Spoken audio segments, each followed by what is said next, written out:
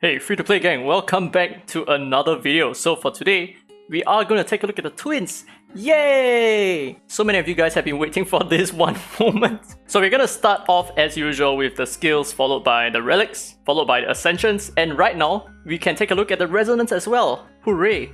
Okay, so first we have Xie Chuyi. I'm gonna call him the black twin from now on. Some people call him the red twin, some people call him Xie Chuyi. To me, the black twin sounds the best because his name is Death Guard Hei, which means Death Guard Black. So therefore, black twin. So here's the first skill, Spirit Dispel. Attacks one enemy twice. Each hit has a 40% chance of inflicting Seer for 2 turns. While the white guard is present, you deal true damage equal to 10% of enemy's max HP, up to 80% of the black guard's attack. And here is the second skill, Dead End. Attacks all enemy twice. Each hit has a 40% chance of inflicting speed down for 2 turns. Now while the white twin is present, you attack 2 times more, inflicting the same effect. So you hit a total of 4 times, with a cooldown of just 3 turns. Very nice. Now finally, Netherworld Hurl. This is his third skill. Gains a crit rate up for 2 turns, which increases his crit rate by 30%. And you attack one enemy 3 times. Each hit inflicts defense down for 2 turns. And then you call the white twin to assist with the white twin's third skill as well, with a cooldown of 3 turns. This is really sick. And finally, you have an attack lead in the Ritual Miracles, Sonic Miracles, and Desolate Lands by 30%. This is okay.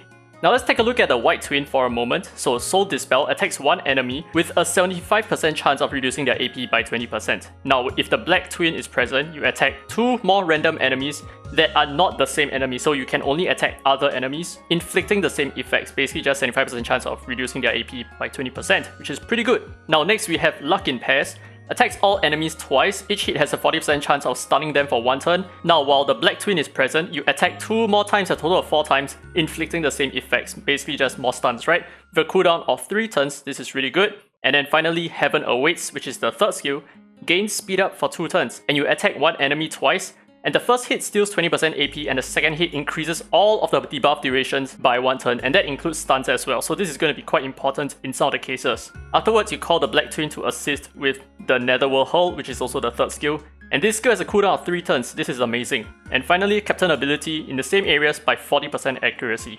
So let's take a look at the relics real quick. So we're going to start off with the black twin. Right, I'm sorry that I'm bouncing around all that much, but this is the build that I'm going with him. It's going to be a very simple build, okay? So it's just going to be War Machine with a lot of attack power and all that, right? So it's just good stuff and a little bit more accuracy as well. Just a little bit more focus on accuracy, because do take note that because you attack so many times, your debuffs have a really good chance of landing even without 80% accuracy, and you're going to see in effects later on. So obviously he's running a crit damage, attack, and speed set over here. So this is going to be very typical for some of my DPS Espers as well. And now moving on to the white twin, this is a little bit more different, okay? Because his base attack is slightly lower this time around, so I'm not gonna build him offensively. I'm gonna build him more of like a control Esper or more of a support basically. So he's running Ocean Waves with Avatara. I do know that some people run him with Zeus, but in my opinion, his second skill is so overpowered that you don't even need to run him with Zeus Relic set. You can run him Ocean Waves, and I think he benefits a little bit more this way. And don't forget that if you're able to recharge your third skill a little bit quicker, you're going to be able to channel your black twin to attack more often as well. So here are his stats. He has HP percentage here, HP percentage, and finally speed. So very typical control Esper. Now let's move on to the Ascensions and finally the Resonance, right? So let's start with the black twin as usual.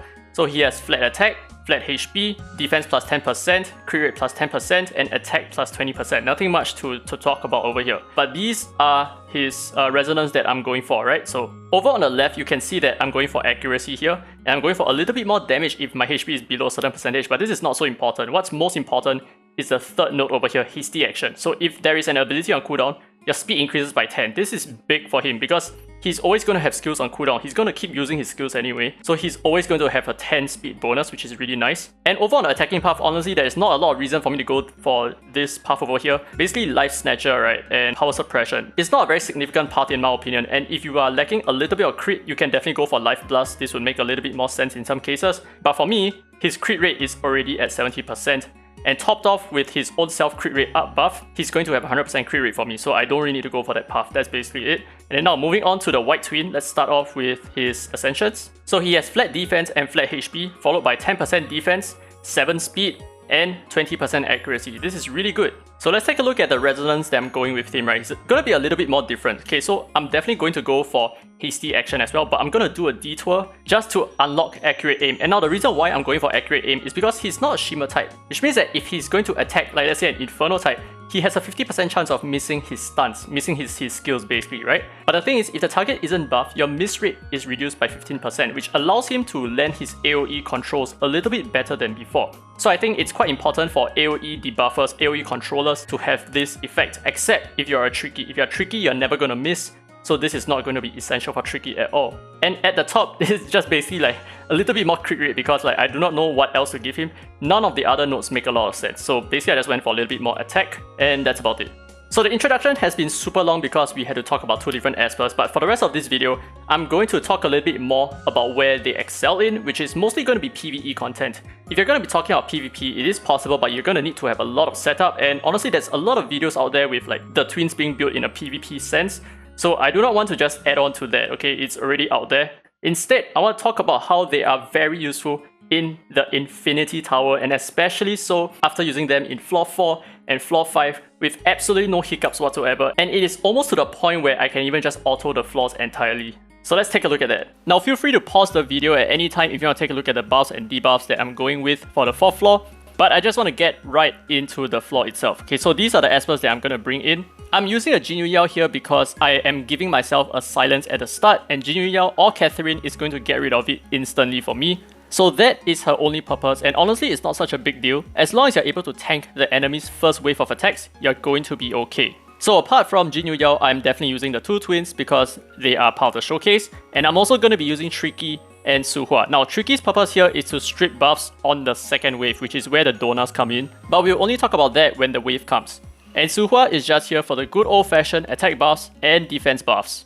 So I think for this showcase, I just want you to pay attention to how often the enemies are stunned, and what you notice is that we have them like perpetually stun locked. Like most of the time they are going to be stunned, they're not going to move at all. And this is the sheer power of the twins in action. So the white twin is going to land a lot of stuns with the ocean wave effect that allows him to recharge his skills very often. And the black twin has Seer, has defense break, and on top of that he also has an AoE slow, which is a really good thing to use alongside an AoE stun. So for the most part, we are just bullying the entire first wave, and in fact if you didn't really realize, we're actually running this on auto. My only input necessary is if I need to tap target or we are approaching the end of the wave where I want to replenish my cooldowns a little bit. But as you can see, there is really no issues whatsoever. The black twin is dealing a lot of damage, and the combo between the white twin and the black twin is perfect. Because the white twin is now also able to deal a little bit of damage because he's going to channel his black twin to attack with him. And the black twin is also going to deal a little bit of control by channeling the white twin to attack with him to allow him to land some AP absorption. Now I never talked about the twins in the past because they were either full control or full DPS. And the problem with that is it's very hard for you to run both of them in a single content, because in some content you either need a lot of DPS or you need a lot of controls. You don't really have both overlapping all the time. But with the recent update where now the white twin is able to deal more damage because of the black twin, and the black twin is able to channel some AP control, then I think right now they are incredibly busted and they are a very good duo to use in a lot of different content. So apart from the Infniity Tower, obviously you can use them in the Temporal Tower, you can also use them in the Spatial Tower, or possibly even in the Cube Miracle as well. They are incredibly versatile as long as you're not up against a height, for example. I think the height would be probably their main weakness. Well, I mean the white twin can AP control really well, but the black twin is probably not going to deal a lot of damage. And something else that I must mention is that they have fixed the twins, in the sense that now if one of your twin is dead, your other twin is not going to have the twin effect anymore. So it is extremely important that both your twins stay alive unless you're able to clear the wave entirely. So it is incredibly important that you keep both of them healthy at all times. You do not want the AI to be lured to attacking any of your twins because they are generally quite fragile, even though I built my white twins slightly tankier. Alright, let's just skip to the boss wave. Now I want you to pay attention to the meter at the bottom. I believe this is a bug. So basically they all have full AP, but my entire team is at 0 AP. I'm not sure why this is the case. I've double checked, triple checked, and there is absolutely no way that my team can be at 0 AP and the enemies have made their move. But regardless, we are still able to tank the first hit because we have a Jinyu Yao who is built very tanky, and we have a Tricky who is very tanky as well. And what you notice is Tricky stripped all the buffs on the Dona, and that is why we are able to land our stuns afterwards. Well, we didn't get a stun on the right Dona, which kinda sucks, but the thing is his damage is not gonna matter all that much because we landed a defense break on him soon after when the black twin followed up. So from here on, it is extremely simple. We just need to make sure that our Jinyu Yao is protected at all times, and we just need to take out the Donas first, and then take out the healer, and finally the 2 Josers, and that's about it. That's it. Done. This wave is really not that scary as long as you can outlive the first hit, And as long as you have something that can either dispel all the debuffs on you on the first turn, or maybe you bring a Hengwei with Astral Witchcraft for example. If you can proc your Astral Witchcraft, you're going to get out of the silence effect, and you're going to be able to throw your third skill and cleanse everyone on your team. And that's basically the first donut down. The twins effects are so strong. The white twin is just absorbing so many AP, landing so many stuns, and the black twin is just dealing all the damage that is necessary. And like I just said, we're going to prioritize the donor, followed by the healer, followed by the 2 Josers, and that's it. Done. So over here, I accidentally let my white twin die because I wasn't controlling this at all. I was just letting this run on auto, and I was not able to use my Su Hua to effectively time my heal a little bit better. But the thing is, it shouldn't be too much of a problem because we just need to get rid of their healer, and it's going to be very easy for us to just deal with the 2 Josers who have very minimal healing. I mean, yes, they can heal on their third skill, but their third skill don't come around all that often, and we are still able to stun them with Tricky, for example, or even Jin Yu Yao, so that's still fine. And down goes Esanath, the first Joser, and the second Joser. So that's it for the 4th floor. Just make sure that you have an Inferno type tank. Anyway, let's check out the rest of my relics. So Jin Yu Yao over here, and then we have Tricky, and finally Su Hua. Let's quickly move on to the 5th floor. Pause the video if you want to take a look at the debuffs that I'm choosing. And what you might realize is that I'm banking on the idea that the enemies are not going to move because I've given them more crit damage and more attack power if they take a turn. So I'm gambling a lot over here. But with the Espers that I'm bringing here, it is definitely not going to be a gamble at all. We have so much control here, it is crazy. So first we have Longmian, who is in my opinion the best crowd controlling Esper in this game, especially running on Ocean Waves. And apart from the twins, we also have Liling, who is going to be an incredible Esper for not only just the Zeus stunts, but also AP control on 2 of his skills. And finally, we are using Esanath here, and we're not going to be using our Clara here for the AP pushing effect because the enemies have a Tricky. And Clara is always going to be hard countered by Trickies, but not only that, Esanath also brings the Lotus effect, which is really good because we are not able to prevent the enemy Raven from moving because the Raven is a boss. But the thing is, the way Raven works is before landing her buff strip, she would actually take the effect of the Lotus Mark. So essentially, there is nothing for the Raven to strip, and not only that, she's going to deal half the damage. So Esanath is going to be super crucial over here. But do take note that the white twin is still able to AP manipulate the Raven, so that could be a strategy for you as well. Just AP control the Raven and you should be okay.